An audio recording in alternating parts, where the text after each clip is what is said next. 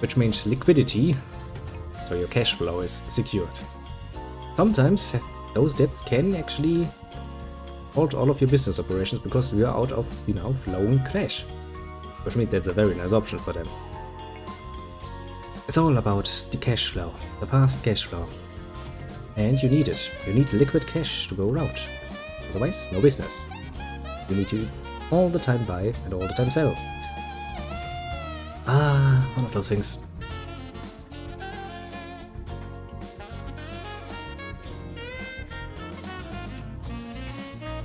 Now, of course, if you're specializing as a company in debt collection, you have a manifold tools at your disposal. Well, yes, that it has. Only for a short while, because the main reasons why so many people were in debt has not disappeared. You just made sure that they don't have debts now. As long as the system itself doesn't change radically, people will find themselves in debt again, relatively soonish. You're also gonna ruin your businesses by that, because most of these debts go straight back to some business who's then also sitting there like, okay, my debt is also forgiven, great, but I don't have any money. Which leads back to cash flow. You still kind of need to make sure that your business is still functioning. So then in the next step, you kind of then have to give the businesses money in order to actually keep the money flowing, so that they can buy new wares that they can then sell. Now to keep the ball rolling, because if the businesses don't buy the wares from the actual producers, every business goes up very quickly. It's a nice little chain, from the producers to the wholesalers to the small sellers to the end customer. If one part of this chain breaks, the other parts will break too, which is going to ruin your whole economy quickly.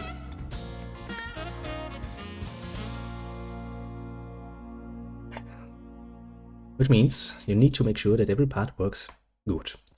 As long as the resources are there, somebody will be able to produce, but you can't produce without selling, because otherwise you couldn't pay the people that actually, be finding your resources. It means you need wholesalers to still be around.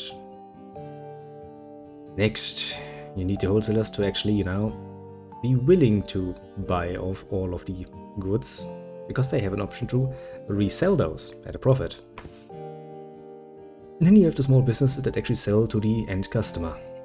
It's the easiest chain, economically speaking, that we have, because it only has 4 simple parts.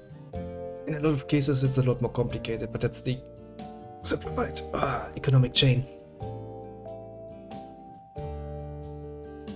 Yes, and that's the whole point. That's also a part of the chain. If the people don't have money to buy, then no small businesses will exist. So no wholesaler will actually buy anything, or not even exist, because, well, they would have nobody to sell to. And so nobody would, in the end, produce anything. Because why?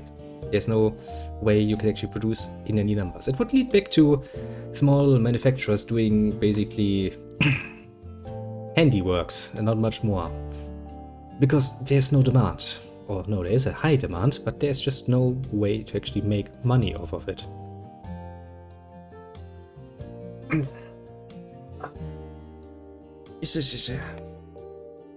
See?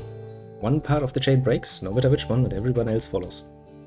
Always leads back to zero if you don't maintain things very carefully. Which is usually why the market is very good at managing itself, because that somewhat works. And also the reason why the state should not be overly indulgent in interfering with it. Otherwise your economy will suffer somewhat fiercely. Too strict a regulation can strangle the life out of a business. As long as it's just a few small businesses, people might be like, meh, not a problem. But that can very well hide a far larger problem that will, in time, affect everybody. Yeah, only so long you can keep a company going.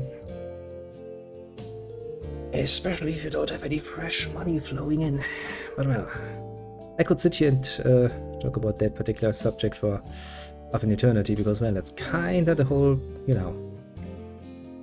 because we have our little dual training system, which means we have half a part basically being in the store and learning the basics of, doing store things. The other half being in school and learning all these theoretical stuff. So I have to deal with that every bloody week. Let's also do the extra qualification to get even higher. Yeah, stuff like economic basics is literally our topic of the day in all of its facets. Right now, for example, personnel management and all of the cool shit. Pretty fun topic, as long as you don't go into far too much detail, because then it becomes really, really, really annoying and numerical. Everything gets broken down into numbers. Like people. People get easily broken down in numbers. How much can one person produce in 1 hour? How many people do I need then to produce X amount? How much work volume do I have then? How does this translate into, for example, what I need to hire? What sort of factors come in there? How much time will they be available? Will they be out for example, because they have to do some other stuff? For example, pregnancy. People get pregnant. That means you can assume that they'll be out of your business for a while. Because there's actually, mother protection and stuff like this, which actually means you can't employ them after a certain date. And you can't re-employ them before a certain date. It's time that they will not be there, and you can't fire them, so you need to pay them. That money needs to come in too. And all of that nonsense. Everything becomes numbers. Which is really taking the human aspect out of it, but that's kind of the point. Economics. What a pain in the ass. Oh well. Another debate for another day. See, if I actually do a longer stream, I will have all the time to ramble about my misgivings and the dehumanization that happens when you go at things like this. And why it's still actually technically speaking a good system if you would be applying it right. Because you could use such a system, of course, very much to the advantage of your people and make them somewhat happy people that like working for you, but most companies will not do that. They will instead use that system to maximize the profits. Yes. Profits. Great, profits. Which is understandable because a company, as a construct, has one singular goal. And that singular goal of a company, if you take out any human factors, is to make as much money as it can. Yes. Fair point. If done right, many systems would be genuinely good for us, but the problem is doing them right, and some systems are a lot more, I would like to say, fail-safe than others. Some systems just lend themselves very well to misuse. Sadly now. Yes, I mean, look at me. I'm a non-dead. My system failed me. Lordran failed me. The king failed me. Princess an asshole. Look at him. Playing around with this is kind of fun. Maybe I heard too much. Generally speaking, if you have a system that involves a lot of people in a position to influence decisions, it's a lot harder to manipulate than a system that requires only a very few people to make decisions. Technically speaking, that means that a company of a very strict hierarchical order, where only one person is in the top decision-making position, is a lot more easier to fail than a business that has a lot of people making decisions for it. Indeed. Also, a certain amount of corruption will always be a thing. People will act in their self-interest first and foremost. If my own self-interest is not necessarily bound to whatever system I work for, be it a company or be it a state, especially if that is not going well. I mean, yes. Technically, a union exists only to counterbalance the power of the job givers.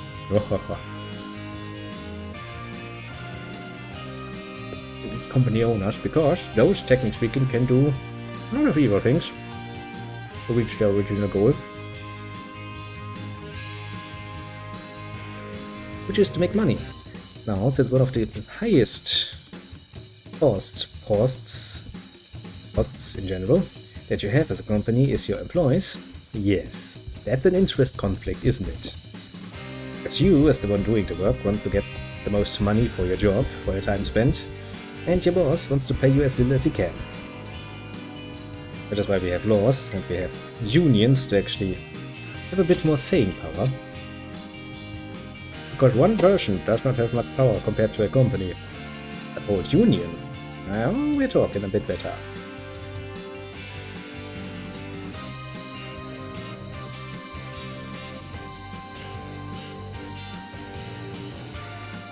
It is one of the reasons why I do kinda like democratic systems, because they allow such nonsense in most places. Not everywhere though. And sad name.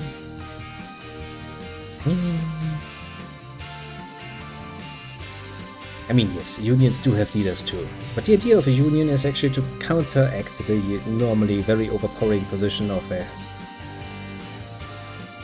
company, or all the companies in a certain industry, because otherwise they will determine the prices, they will determine your monies, they will determine your work time. It's a very good thing.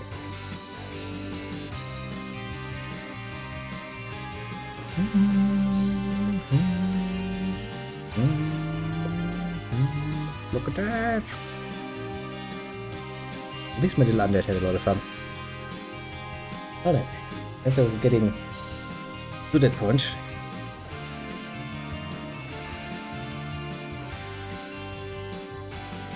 Oh.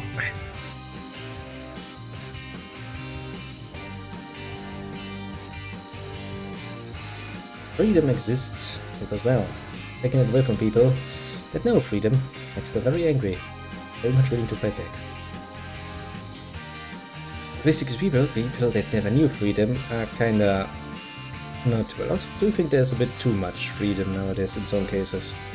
When I listen to a lot of the younger people who are like, oh, well, I have all of these options of what I could do, and I have no idea what to do, no way where to start, I do think that that freedom should probably be somewhat limited.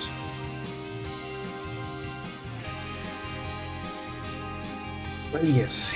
Usually that's why you have a constitution where you write down your freedoms and be like, okay, these can never be changed. Everything else is debatable, but these will stay.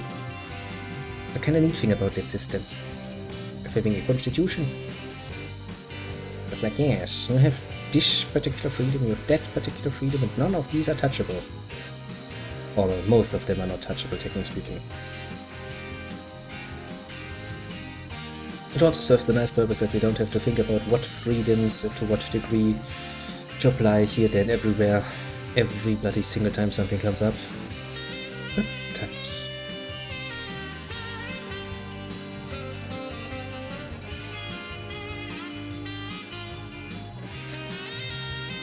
No, that is usually by you put it into law, not just take it the old original. I mean, Germany's not gonna go ahead and take the fucking 1814, I think, was the first time we had something that could be considered a constitution in the largest, broadest sense, in theory, coming along.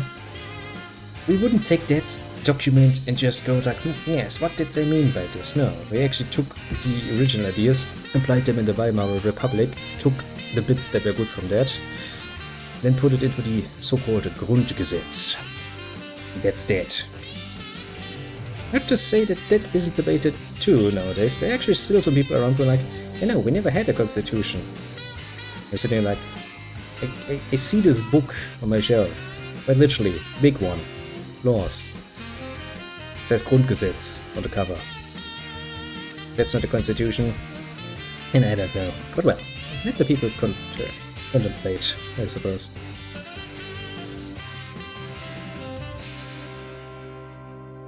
Yeah, I mean, there are some aspects of the Grundgesetz, for example, that cannot be changed. The structure of the state, for example, like we have the whole of Germany combined into one Bund, to one union, the Union of Germany, while every state in it still remains a certain amount of freedom, how to rule itself. That is actually bound by law and cannot be changed. There are other aspects of it that can be changed. Technically speaking, if you get an absolute majority in parliament, we can change some part of it, but there are some laws that are just written down as is and will never be changed. It's not possible. You would quite literally have to destroy the state as it is in order to change those. And honestly, nobody really aspires to do so. I mean, I'm sure some people aspire to do so. There's always at least a few people who are like, nah. But let's not think about that too deeply, shall we? Because that's gonna get depressing.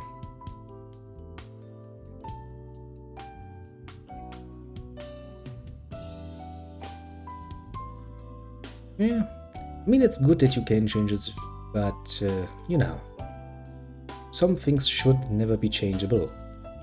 Like the state form, for example. It should be clearly stated what form the state can exist in, and it should not ever go away from it. Which is good. Or stuff like, you know, that people need to be, I mean, it's a debatable topic, but generally speaking, people are supposed to be treated equally, which means you should be judged on your skills and experiences, which fits the German mindset very well when you think about it, instead of, you know, other such nonsense. So basically the idea is I can't hire a nice blonde bitch with nice tits just because she's a nice blonde bitch with nice tits. That would be not equal, because if there's other contenders that have better qualities, skill-wise, I should hire them. I'm not saying that, you know, every decision is made on such rational, but it should be. There's no reason to scratch something like this from your constitution, ever. You should always aspire to the ideal. Treat people equally, based on their skills and abilities. And not on their, well, for example, fuckability.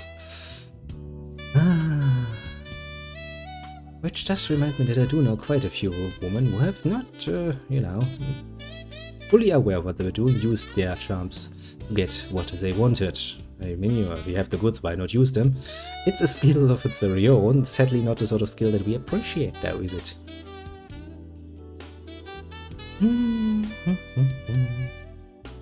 Step, step, step, step, step, step, step, step, step, step. See, keep it just broad from the beginning. Just go like, nah, no discrimination please. That's it. Don't add anything to it. Makes it a lot easier. And you don't have to change things. Yeah, just go like, nope. Can't discriminate people because of where they come from. Or how they look. That wouldn't be fair. And again, not to say that life is necessarily fair, because we're all born differently and with different abilities, so meh. There is no equality of outcome. Only equality of opportunity. That alone is already hard to achieve. Yeah, no, because it's just really broad. You are not allowed to discriminate. For reasons of, you know, heritage, for background stuff like where you come from, for religion. None of these are actually allowed. And that's all it says.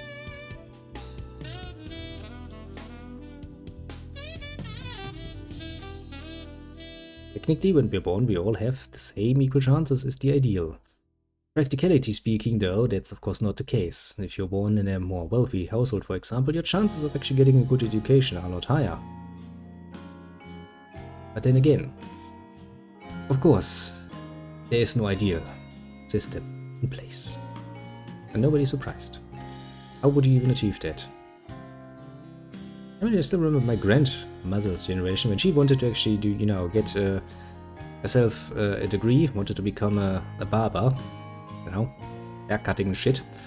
She was like, yay, I got a place, I can totally learn this now. And then she went back to her parents and they were like, no, you need to help out on the fields. I mean, where poverty come from? Well, poverty is, in, after all, just in a bit of an imbalance in how the riches are around. Now, of course, not everybody earned their riches, but those that did, fair point. Those that inherited, well, good luck. Because, you know, usually there's the saying that by the third generations they had to put out the for sale sign, because that happened quite often. But I don't think you can reduce poverty to just one reason and go like, yes, this is the whole reason why people are poor. It's usually a bit more complicated than this. I mean, you know, take for example rich countries.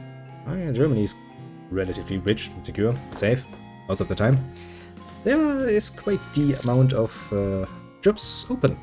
We need a lot of people. And, well, we're quite literally importing unskilled workers in order to fill many jobs. The amount of skilled workers we need also increases year after year in pretty much every field. Which means, as long as you have the will to sit down and go through fucking, well, yeah, 3 years of training, which means you're not gonna earn much money, you suddenly have an assholish amount of doors in front of you that you can open, if you so wish. Sure, that requires some patience, but you can. It's not like there are no opportunities. They are, and still, there are quite a few people who do not make use of them. Actually, there are quite a few people who would stay unskilled workers for the rest of their life.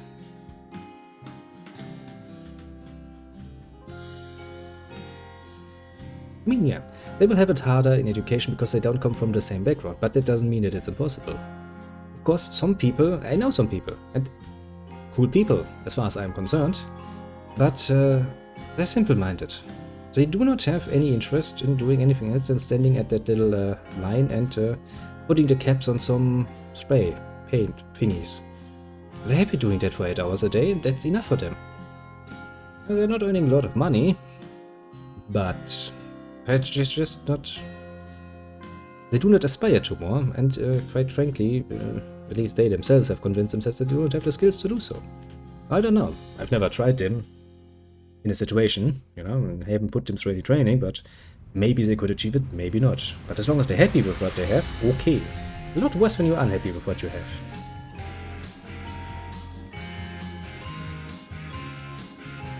Yes, but money can be earned. How do you think I got my business going? By earning the money first and then investing that money. It's not impossible to save that money. It's a pain in the ass to do. You can. Even in small degrees. But if you from the very get-go go like, yeah, no, I'll never achieve it, I'll never get anything, yeah, that's a self-fulfilling prophecy, you will not. You have to first get out of that mindset. And that's the real challenge. Yeah, that would be definitely better. But it was a nice debate, thank you for staying along. Always kinda nice to debate you. As I said, maybe you'll see me tomorrow a lot earlier if things work out well, and then we'd had at the very least like 8-9 hours or so of time to debate. See, even the game is like, you've been disconnected.